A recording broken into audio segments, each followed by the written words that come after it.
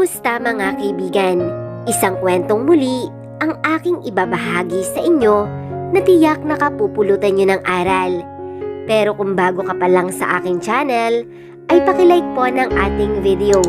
Pakiclick ng subscribe button, gayon din ang bell icon para lagi po kayong updated sa mga parating pa na upload. Ilang beses akong nag-isip ng paraan upang masolusyonan ang problema namin ng pamilya ko. Pero walang ibang pumapasok sa isipan ko kundi ang lumapit kay Nathan. Alam ko na nabigo ko ang mga magulang ko. Galit sila sa akin at dismayado dahil sa maling desisyong nagawa ko. Nagsakripisyo ako nang hindi nila alam. Hindi sa sinusuway ko sila, pero kung ito lamang ang tanging solusyon upang matuldukan na ang problema namin, ay handa kong akuin ang masakit na salitang maririnig ko mula sa kanila. Hihingi na lamang ako ng kapatawaran nila.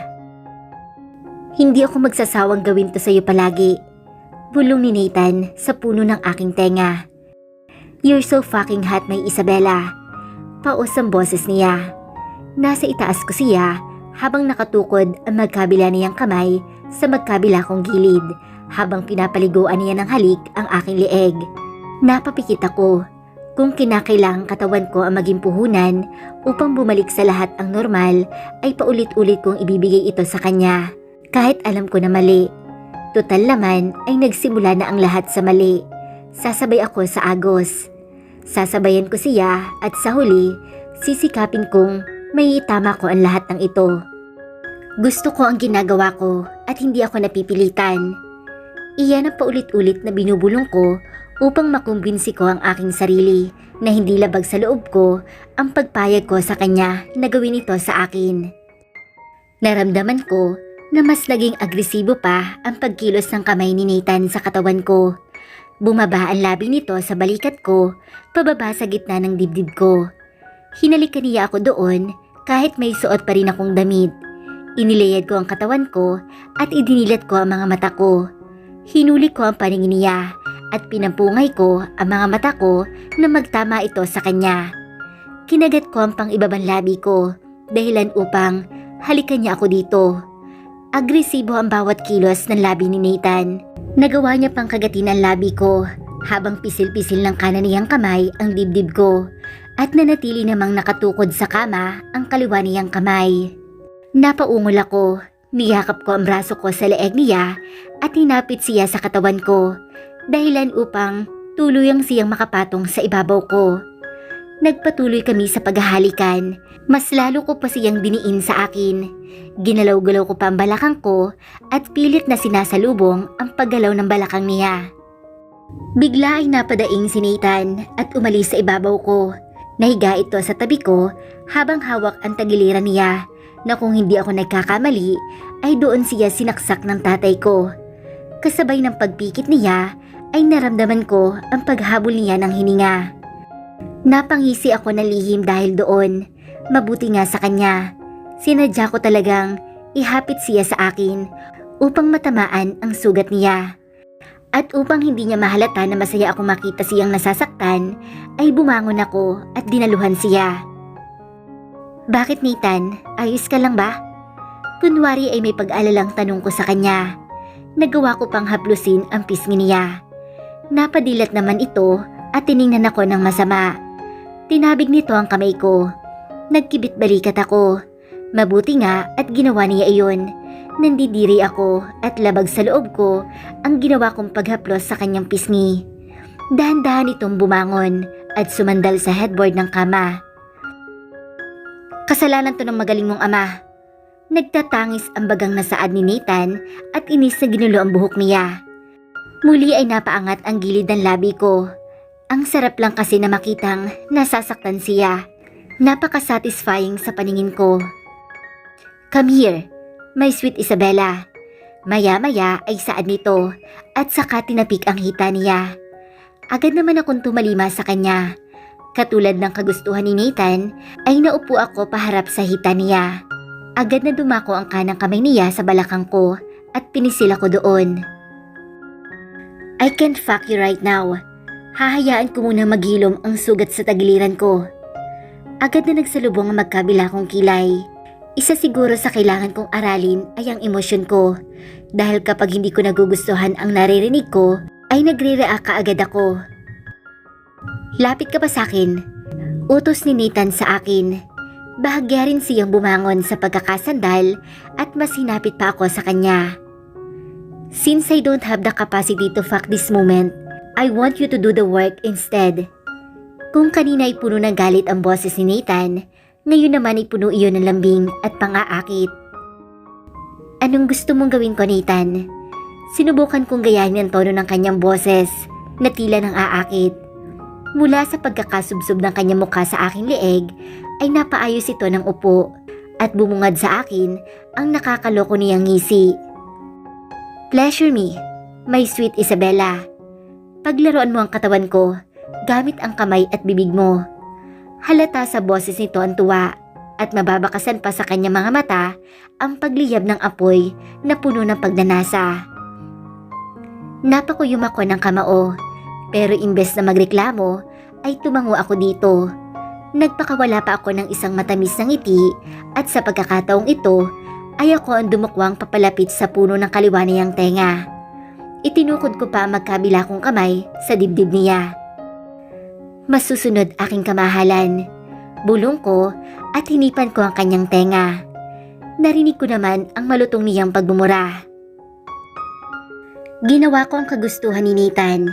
Nakipaglaro ako ng apoy sa kanya. Kahit alam kong delikado at mali.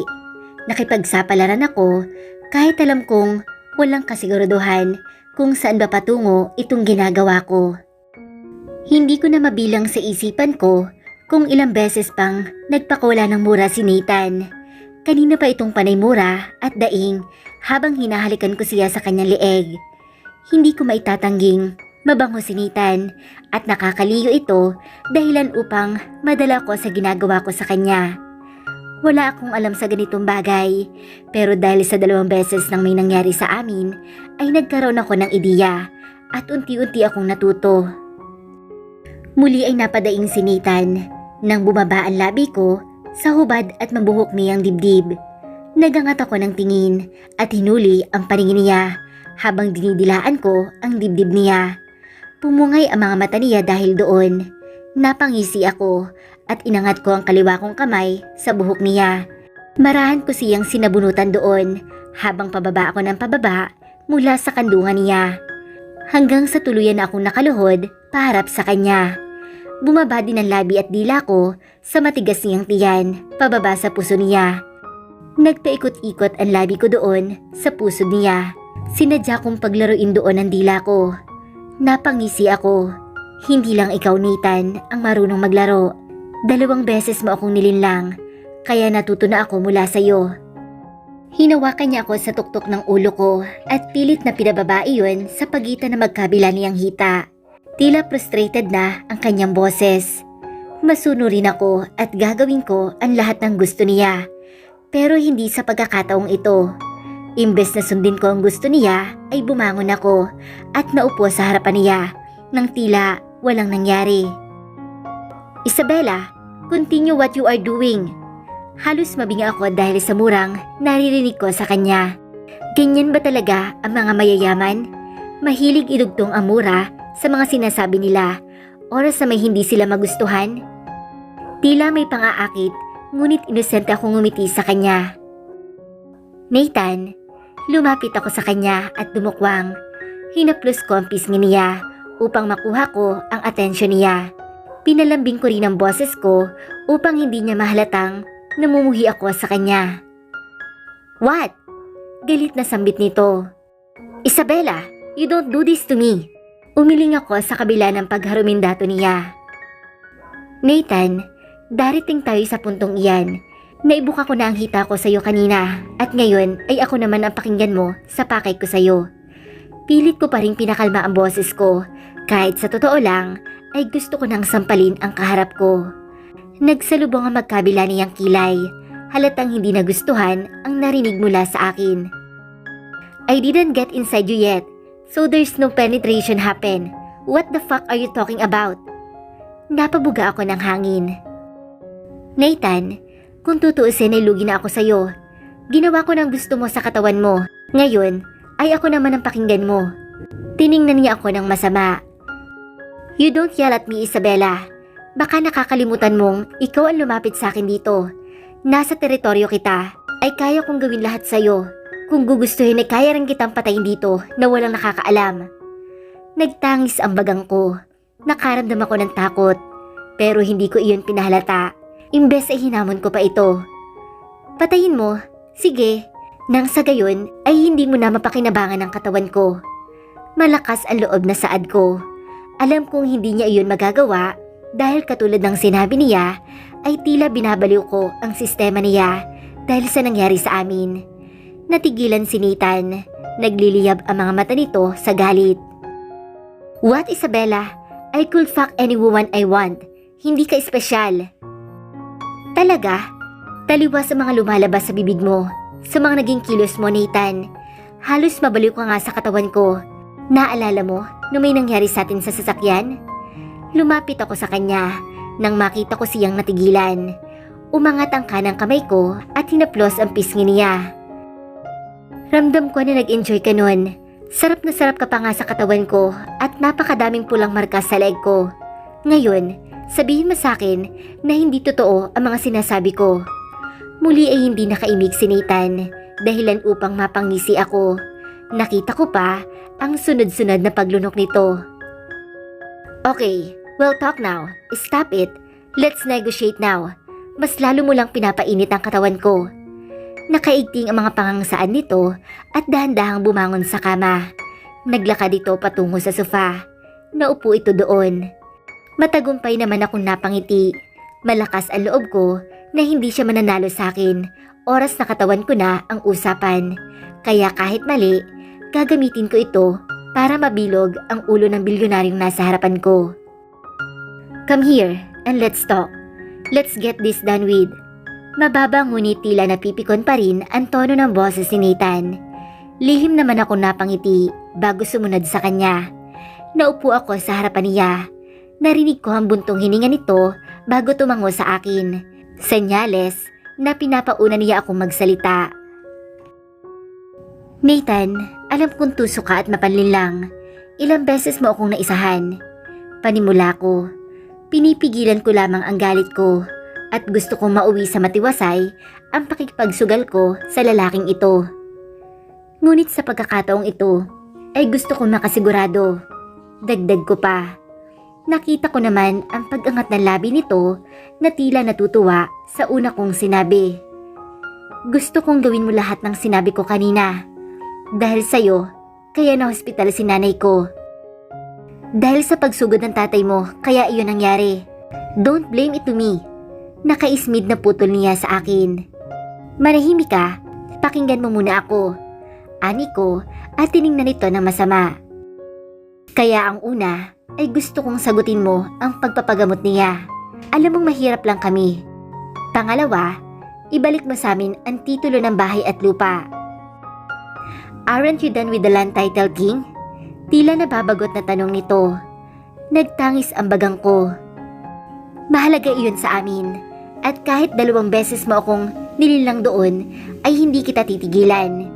Ibalik mo iyon dahil pinaghirapan iyon ng pamilya ko. Kung nasa posisyon kita, ayaw mo naman sigurong mawala ang pinaghirapan ng pamilya mo, hindi ba? Ani ko pa. Nang hindi nagkomento si Nathan, ay nagpatuloy ako. At ang huli, alam kong hawak ninyo ang batas dito sa buong Cordova. At kahit mapera ako, paniguradong hindi mo naman ako hahayaang yansa ng tatay ko dahil nga kontrolado mo ang lahat. Are you done? Tanong niya nang hindi na ako nagpatuloy pa. Sumandal ito sa sofa at saka ako tinitigan mula ulo hanggang paa. The truth is, there's nothing special about you, Isabela. You're just an average woman. You didn't even reach my standard. Bababakasan ang pang-iinsulto sa boses nito. Gustuhin ko mang sumabat ay hindi ko na ginawa. Oras niya para magsalita at tatanggapin ko ang lahat ng mapang-insultong marinig ko mula sa kanya. Tuparin niya lang ang gusto kong mangyari. But your body, pinapadama sa akin ang katawan mo ang minsan ay hindi ko pa naramdaman sa babaeng nakatali ko. Hinuli niya ang paningin ko. Wala na ang galit doon at napalitan na iyon ng pagnanasa. Tutuparin mo ba ang lahat ng gusto ko? Saad ko. Napahalakak naman ito. Easy there. Hindi ganun kadaling gumawa ng desisyon. May hindi ako sang-ayon sa kondisyon mo. Pero sige, ipapagamot ko ang nanay mo. About the land title, let me think about it. Tumango ako. Paano ang tatay ko? Tinigasan ko ang ekspresyon ng mukha ko. Kahit sa totoo lang ay kinakabahan na ako. Muli ay nagpakawala ito ng sarkastikong halakhak. I am not stupid, Isabella. Bakit ko papakawalan ang taong sumaksak sa akin? He deserved to rot in jail. Napabuga ako ng hangin. Unti-unti na naman akong nakakaramdam ng galit. Dahil tatay ko siya, Nathan. Nagawa niya ang bagay na yun dahil sa galit niya sa ginawa mo sa akin. Pag nagkaanak ka balang araw, mauunawaan mo din ang lahat ng iyon. Gagawin mo ang lahat, maprotektahan din ang anak mo. Ani ko at pilit siyang kinukumbinsi. Umiling ito. A child? Wala akong planong magkaanak, Isabella. I stay single until I die. Sagot niya. Pero Nathan, kailangang makalaya ni tatay. Here's the deal, Isabella. Pagagamutin ko ang nanay mo. Pag-iisipan ko ang tungkol sa titulo at malalaman mo bukas ang sagot ko. Pero tungkol sa tatay mo, gusto ko ng bagong kasunduan dito. Natigilan ako. At ano yon? Napalunok ako. Gusto kong paghirapan mo ang kalayaan ng tatay mo at 100,000 ang kailangan mo. Halos maulos ako sa kinauupuan ko dahil sa narinig ko. Nathan, umiling-iling ako. Nabanggit ko na kanina na wala akong kakayahang piyansahan si tatay. Wala akong ganong halaga. Sa pagpapagamot ka ni nanay ay namumroblema ako. Ano pa kaya ang sinasabi niya? That's the point. Libre ang pagtulong ko sa nanay mo. Wala akong hinihingi na kapalit. At sa tatay mo, kailangan mong trabahuhin iyon. Anong klaseng trabaho? Kahit ano pa yan, kakayanin ko para kay tatay. Be my sex slave. Gagamitin ko ang katawan mo hanggat sa gusto ko. Hindi lang 1 o 2 beses mong ibibigay ang sarili mo sa akin. Pero huwag ka mag-alala at may kapalit naman iyon. Ngisi niya at muli ay pinasadahan ako ng tingin. Napabuga ako ng hangin. Inaasahan ko nang marinig ko iyon mula sa kanya. Ngunit nakakagulat pa rin talaga. Babayaran kita sa tuwing sinusunod mo ang gusto ko. Nang sa ganoon ay makaipon ka ng pampiyansa sa tatay mo. Dagdag pa niya. Lutang ang pakiramdam na umalis ako ng Hacienda Montemayor. Katulad kaninang pagpasok ko ay iginiya ako papalabas ng gate ng hacienda. Hindi magawang pumasok sa isipan ko ang mga kondisyon ni Nathan. Inaasahan ko na iyon. Naisip ko pang ang katawan ko magiging puhunan ko upang bumalik na sa normal ang lahat. Pero nang marinig ko iyon mula sa kanya ay talagang nakakapaliit ng pagkatao.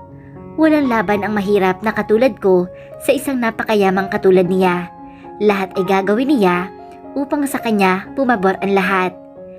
Tiningnan ko ang cellphone na pinahiram sa akin ni Nathan. May tatak na mansanas, ngunit may kagat ang likod noon. Dito niya raw ako tatawagan kapag magkikita na kami. Bukas kasi magkikita kami ulit para gawing pinal ang napag-usapan namin. Hindi pa siya pumapayag tungkol sa titulo ng bahay at lupa. At ganun din ako sa huling gusto niyang mangyari. Ni pag-iling o tango ay wala siyang nakuhang tugon sa akin. Ang sabi ko na lamang ay uuwi na ako. Buti at pinayagan niya ako. Mabuti na lang din at bago ako umuwi ay tinuruan ako ni Jan kung paano gamitin ang cellphone nang magtanong ako sa kanya kahit alam ko na labag iyon sa kalooban niya.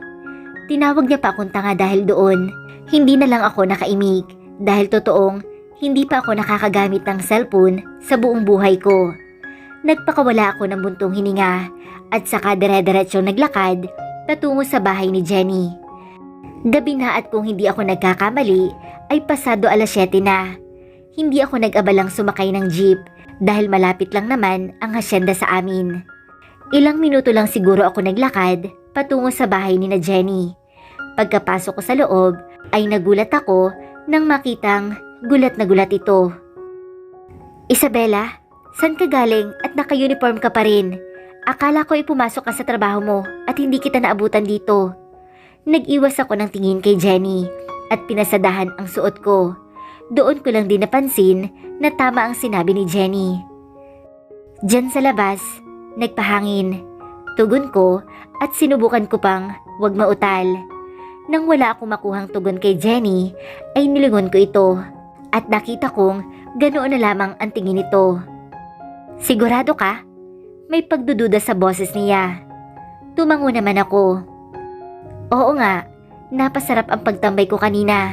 Dumaan ako sa dating bahay namin hanggang sa hindi ko na malayan ng oras. Nag-iwas ako ng tingin. Hindi pa pwedeng malaman ni Jenny na nakausap ko si Nathan. Hahanap ako ng timing para maipaliwanag ko sa kanya ang lahat. O siya, kain na tayo. Ikaw ba papasok ka ba ngayon sa trabaho? Tumawag si Carlo at pinapatanong niya iyon. Ikaw ha, hindi mo sinasabi na magkatrabaho kayo. Binundol ni Jenny ang balikat ko. Nagkataon lang iyon. Saka iisang linggo pa lang naman. Kung wala ka lang kinakaharap na mabigat na problema ngayon, naku, paniguradong tukso ka sa akin. Inilingan ko na lang si Jenny at saka dumiretso sa kwarto. Naabutan ko pa si Manong Ed sa hapag, kaya lumapit ako dito at nagmano. Magandang gabi ho, Manong Ed. Kumusta ho ang araw ninyo? Bati ko dito. Magandang gabi din naman, Isabela. Naku, nakakapagod ang araw ko. Pero ayos lang. Kain pala tayo. Sabayan mo kami ni Jenny. Sige ho, magbibihis lang ho ako. Pagpapaalam ko at saka dumiretso na sa kwarto ni Jenny. Pagkapasok ko sa loob ay naupo ako sa kama at matagal na tumingin sa kawalan. Napabuga ako ng hangin. Siguro ay hindi na muna ako papasok ngayon sa trabaho. Kailangan ko mag-isip. Hindi ka papasok? Tanong ni Jenny nang pumatak na ang 8:00 ng gabi at nasa bahay pa rin ako. Matapos namin kumain kanina, ay nagpresenta akong maghugas ng pinagkainan namin, habang si Jenny naman ay nagwali sa kusina at si Manong Ed ay nagpahinga na. Umiling ako. Magpapahinga muna ako ngayong gabi, Jenny. Babawi ako ng tulog at ilang gabi na akong puyat. Tumango ito. Mabuti naman, pagkatapos mo dyan ay magpahinga ka na. Bukas na lang tayo mag-usap tungkol sa eskwela. Balitaan kita kung ano na ba ang lagay. Tipid akong ngumiti. Sige, ani ko, saka pinagpatuloy ang ginagawa ko. Nang matapos ay nagpaalam na ako kay Jenny na magpapahinga na ako. May ginagawa pa kasi ito. Tumango naman ito sa akin, saka dumiretso na ako sa loob. Pagkapasok ko doon ay nahiga na ako at pinikit ang mga mata ko. Handa na sa pagtulog. Ngunit hindi pa man ako tuluyang dinadalaw ng antok nang marinig ko ang pagtunog at pag-vibrate ng cellphone sa ilalim ng unan ko. Bumangon ako at nagtaklob ng kumot sa katawan bago ko iyon kinuha sa takot na makita ako ni Jenny. May mensaheng dumating at nang tingnan ko, mula sa hindi kilalang numero galing iyon na panigurado naman akong galing iyon kay Nathan. Binasa ko iyon. See you, Tom, my sweet Isabela. I just couldn't wait to taste you again.